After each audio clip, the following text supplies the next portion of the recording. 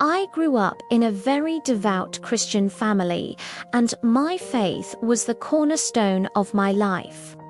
Church every Sunday, Bible study, youth group, to name it, I was there. I truly loved Jesus and believed with all my heart in the teachings I was raised with. But as I got older, a question started to form in my mind, a question that I just couldn't shake. It was about salvation. We were taught that accepting Jesus as your Lord and Savior was the only way to heaven. But what about all the good, honest, and kind people throughout history and around the world who had never even heard of Jesus? What about those who lived before his time? What about people in remote parts of the world today?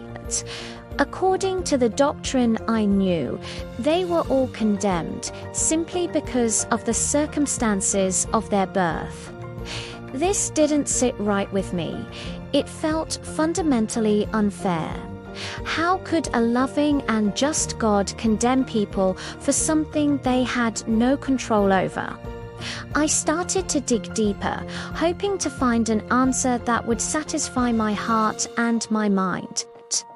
I talked to pastors, read theology books, and spent countless hours in prayer.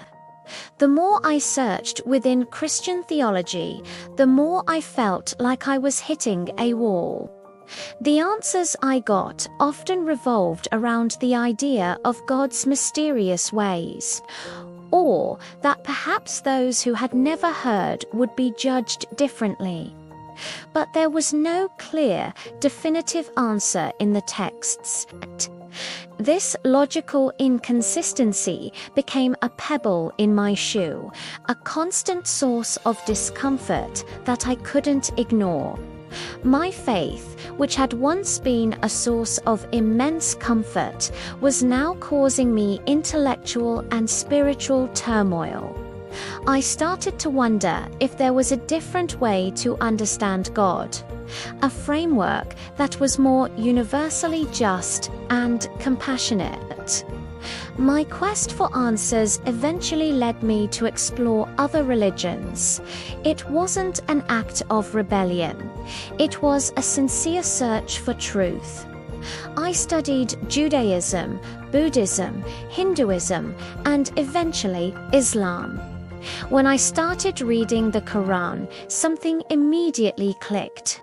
The Islamic concept of God, or Allah, was described as the most merciful, the most just. Islam taught that God has sent prophets and messengers to every nation throughout history, all with the same core message: to worship the one true God and to live a righteous life. Abraham, Moses, Jesus, and finally Muhammad, peace be upon them all, were all part of this same chain of guidance. This idea resonated with me so deeply. It meant that no one was left without a chance. Everyone, regardless of when or where they were born, was given guidance and would be judged based on their response to the truth they had access to. The Quran was clear: God does not burden a soul beyond what it can bear. People who never received the message of a prophet would not be held accountable in the same way. This was the answer my heart had been searching for. It was logical, it was compassionate, and it was just. It painted a picture of a God whose mercy encompassed all of creation, not just one specific group of people. The Islamic perspective on salvation wasn't exclusive. It was inclusive.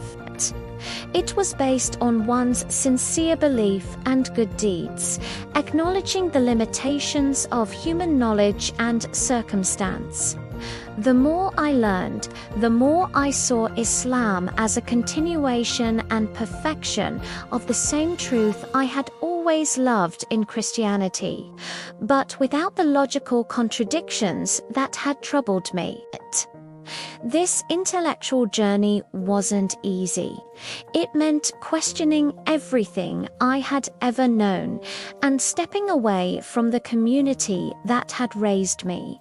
There was fear and uncertainty, but the clarity and peace I found in Islam were undeniable. It felt like coming home. The core beliefs were so simple and profound. There is only one God, and our purpose is to worship Him and be good to His creation. It wasn't about abandoning my love for Jesus. In Islam, Jesus is one of the most revered prophets of God.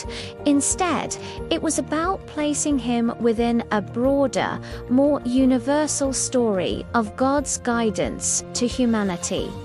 My faith was no longer confined by a paradox. It was liberated by a truth that felt both intellectually sound and spiritually fulfilling, making the declaration of faith. The Shahada was the most profound moment of my life. It was a declaration that I had found the answers I was looking for, that my mind and heart were finally in alignment. My journey started with a logical question, but it ended with a deep personal connection to God that has brought me more peace and purpose than I ever thought possible. If you're out there questioning, searching for answers, don't be afraid to follow where your intellect and heart lead you. True faith shouldn't require you to shut down your mind. For me, the journey was long, but finding a belief system that honored both reason and mercy was worth every step. Thank you so much for listening to my story. If it resonated with you, please consider liking and subscribing for more reflections. Peace be with you.